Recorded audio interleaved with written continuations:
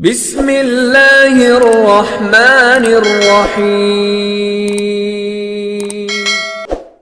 اور حضور صلی اللہ تعالی علیہ وسلم سے اس یہودی کا عشق دیکھے نا۔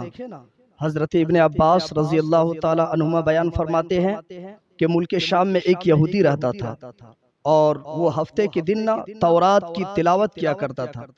ایک دفعہ اس نے جب تورات کھولی نا تو اس میں 4 مقام پر حضور اقدس صلی اللہ تعالی علیہ وسلم کی تعریف و توصیف دیکھی۔ یہودی نے ان جگہوں کو کاٹ کر کے جلا دی۔ اگلے ہفتے پھر اس نے جب تورات کھولی تو پہلے تو 4 مقام پر حضور کی تعریف دیکھی تھی، لیکن اب تو 8 جگہوں پر حضور صلی اللہ تعالی علیہ وسلم کی تعریف و توصیف کا ذکر پایا کہ مٹ گئے مٹتے ہیں مٹ جائیں گے اعداء تیرے، نہ مٹا ہے نہ مٹے گا کبھی چرچا تیرا۔ اب پھر اس نے یہاں سے بھی ان تعریف کو کاٹ کر کے جلا دیا۔ تیسرے ہفتے جب اس نے تورات کھولی تو پھر یہی تذکرہ اب اس نے 12 جگہ پر موجود پایا۔ اب وہ یہودی پریشان سوچنے لگا کہ اگر میں یوں ہی کرتا رہا تو ساری کی ساری تورات اس تذکرے سے پور ہو جائے گی۔ تو اس نے اپنے ساتھیوں سے پوچھنے لگا کہ میرے دوست یہ بتا کہ محمد صلی اللہ تعالی علیہ وسلم کون ہے، میں اس سے ملاقات کرنا چاہتا ہوں۔ تو انہوں نے جواب دیا، کیا جواب دیا؟ کہ محمد صلی اللہ تعالی علیہ وسلم ایک جھوٹا شخص ہے معاذ اللہ، یعنی بدبودار برتن سے بدبو ہی آتی ہے، خوشبو نہیں آتی ہے۔ تو اس نے اس طریقے کا جملہ بولا معاذ اللہ، اور اس نے کہنے لگا کہ بہتر یہی ہے کہ تو اسے نہ دیکھے اور وہ تجھے نہ دیکھے۔ وہ یہودی کہنے لگا کہ موسیٰ علیہ السلام کی تورات کی قسم، مجھے اس کی زیارت سے نہ روکو، مجھے دیکھنے تو وہ شخص کون ہے آخر۔ ساتھیوں نے ان کو اجازت دے دی۔ یہ اپنی سواری پر سوار ہو کر رات و دن منزل بمنزل سفر کرتے کرتے مدینہ منورہ کے قریب پہنچا۔ جب مدینہ منورہ کے قریب پہنچے تو سب سے پہلے اس نے ایک صحابی حضرت سلمان رضی اللہ تعالی عنہ سے اس کی ملاقات ہوئی۔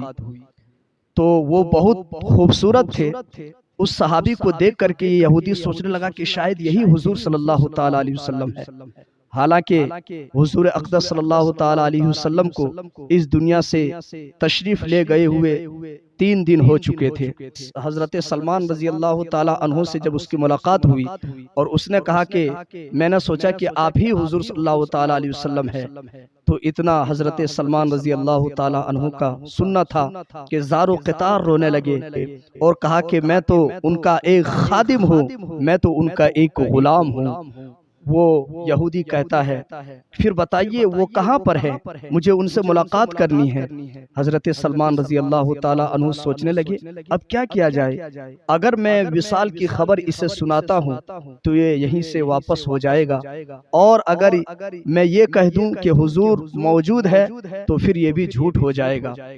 پھر وہ کہنے لگے کہ میں تجھے حضور اقدس صلی اللہ تعالی علیہ وسلم کے صحابہ کرام کے پاس لے چلتا ہوں، چلو میرے ساتھ۔ وہ یہودی چلنے لگا اور مسجد نبوی میں تشریف لائے حضرت سلمان رضی اللہ تعالی عنہ۔ وہ یہودی بھی ساتھ میں ہے۔ جب یہودی مسجد نبوی کے پاس آئے تو صحابہ کرام اس وقت سب کے سب غم کے تصویر بنے ہوئے تھے، سارے لوگ بیٹھ کر زار و قطار رو رہے تھے۔ یہودی نے جب دیکھا تو یہ سمجھ کر کہ حضور صلی اللہ تعالی علیہ وسلم ان میں حاضر موجود ہوں گے تو اس نے سلام کیا، السلام علیکہ یا رسول اللہ، جس سے تمام صحابہ کرام رضوان اللہ تعالی علیہم اجمعین میں ایک کوہرام مچ گیا اور سب زار و قطار رونے لگے اور اس سے پوچھنے لگے اے شخص تو کون ہے جس نے ہمارا زخم تازہ کر دیا ہے؟ لگتا ہے کوئی اجنبی شخص معلوم ہوتا ہے، شاید تجھے یہ معلوم نہیں کہ حضور صلی اللہ تعالی علیہ وسلم کا ابھی 3 روز قبل آپ وصال فرما چکے ہیں۔ یہ سن کر وہ یہودی زار و قطار رونے لگے، زار و قطار یہ سن کر وہ یہودی چیخنے لگا، زار و قطار رونے لگا کہ ہائے میرا غم، ہائے میرے سفر کی ناکامی، اے کاش میری ماں مجھے نہ جنتی اور جن ہی دیا تھا تو اے کاش میں تورات نہ پڑھتا، اور وہ بھی اگر میں پڑھی تھی تو اے کاش حضور اقدس صلی اللہ تعالی علیہ وسلم کی تعریف و توصیف پر میری نظر نہ پڑتی، اگر پڑھ بھی گیا تھا تو مجھے اے کاش حضور صلی اللہ تعالی علیہ وسلم کی زیارت ہی نصیب ہو جاتی۔ اور وہ یہودی زار و قطار رونے لگا۔ پھر وہ کہتا ہے کیا یہاں پر کوئی علی نام کا شخص موجود ہے جو مجھے حضور اقدس صلی اللہ تعالی علیہ وسلم کے اوصاف اور ان کا حلیہ مبارک کا تعارف کرائے؟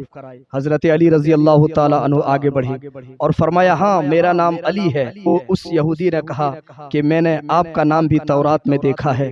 حضرت علی رضی اللہ تعالی عنہ نے حضور اقدس صلی اللہ تعالی علیہ وسلم کے حلیہ مبارک بیان کرنا شروع کیا اور فرمانے لگے کہ حضور اقدس صلی اللہ تعالی علیہ وسلم نہ بہت زیادہ لمبے قد کے تھے اور نہیں بہت زیادہ چھوٹے بلکہ درمیانی قد کے تھے۔ سر مبارک گولائی پر تھا، پیشانی کشادہ، آنکھوں کی سیاہی خوب سیاہ تھی، پلکیں ذرا دراز تھی، اور جب آپ مسکراتے تو اس وقت دانتوں سے نورانی شعاعیں نکلتی تھی۔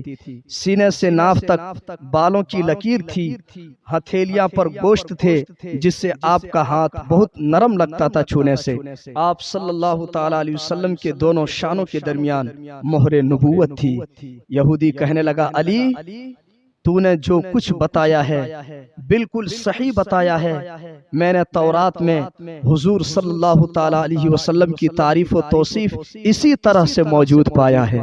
پھر وہ یہودی کہنے لگا کہ حضور اقدس صلی اللہ تعالی علیہ وسلم کا اگر کوئی کپڑا ہو تو میں اسے چومنا چاہتا ہوں، میں اسے سونگھنا چاہتا ہوں۔ حضرت علی رضی اللہ تعالی عنہ نے فرمایا کہ ہاں ہے، کپڑا موجود ہے۔ تو حضرت علی رضی اللہ تعالیٰ عنہ نے حضرت سلمان رضی اللہ تعالیٰ عنہ کو فرمایا جاؤ خاتون جنت فاطمہ الزہرا رضی اللہ تعالیٰ عنہ سے کہو کہ اپنے ابا جان حضور اقدس صلی اللہ تعالیٰ علیہ وسلم کا جبہ مبارک بھیج دے۔ حضرت سلمان خاتون جنت رضی اللہ تعالی عنہا کے دروازے تک پہنچے اور دروازے پر دستک دیا۔ اندر سے خاتون جنت نے آواز سنی تو فرمانے لگے یتیموں کے دروازے کو کون کھٹکھٹا رہا ہے؟ حضرت سلمان رضی اللہ تعالی عنہ نے اپنا نام بتایا اور کہا کہ حضرت علی نے یہ پیغام دیا ہے۔ اور جب حضرت خاتون جنت نے حضرت علی کا یہ پیغام سنا کہ حضور اقدس صلی اللہ تعالی علیہ وسلم کا جبہ مبارک منگایا ہے تو خاتون جنت زار و قطار روتی ہیں۔ حضرت سلمان رضی اللہ تعالی عنہ نے اس یہودی کا سارا واقعہ بیان کیا، سارا واقعہ سنایا۔ پھر آپ نے وہ جبہ لیا اور محفل میں آئے۔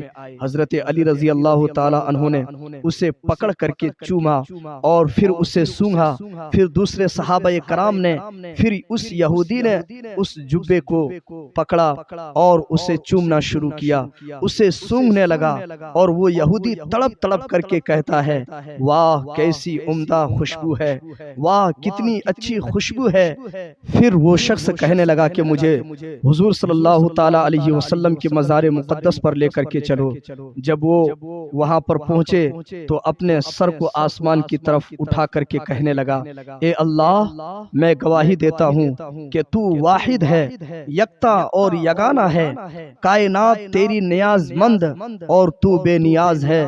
اور میں یہ بھی گواہی دیتا ہوں کہ جو اس قبر مبارک میں تشریف فرما ہے وہ تیرا حبیب ہے، جو کچھ اس نے فرمایا ہے میں اس کی تصدیق کرتا ہوں اور ان پر ایمان لاتا ہوں۔ وہ شخص زار و قطار رو رو کر دعا کر رہا ہے اے اللہ اگر میرا سلام تیری بارگاہ میں قبول ہے تو تو میری روح ابھی قبض کر لے، میری موت دربار رسول دربار نبی پر آ جائے، اے اللہ میری روح ابھی قبض کر لے۔ وہ یہ کہہ کر وہ شخص زمین پر گرا اور اس کی روح قفس انصری سے پرواز ہو گئی۔ انا للہ و انا الیہ راجعون۔ حضرت علی رضی اللہ تعالی عنہ نے اس شخص کو وہاں سے اٹھایا، اٹھانے کے بعد اسے غسل دیا، غسل دینے کے بعد نماز جنازہ پڑھی اور پھر جنت البقیع میں اسے دفنا دی۔ یہ ان کا حضور صلی اللہ تعالی علیہ وسلم سے سچی محبت تھی، سچا عشق عشق تھا، اور اس عشق میں وہ یہ کہہ رہے تھے کہ اے مالک، لذت گناہ سے مجھے نا آشنا کر دے، بس مجھے عشق محمد میں فنا کر دے۔